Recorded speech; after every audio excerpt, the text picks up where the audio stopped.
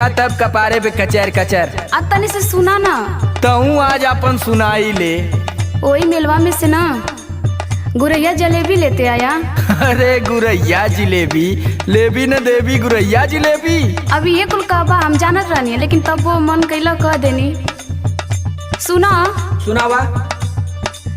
गुरही जलेबी अभी चाय पिया मेलावा में। ऐसा न कि एडीआर से और संदीप राज से मंगवा ले, ठीक है ना, हमारे टाइम ना। ले आई हगोरा में छनात होई तेलावा में, ले आई हगोरा में छनात होई तेलावा में। गुरही जलेबी अभी चाय पिया मेलावा में।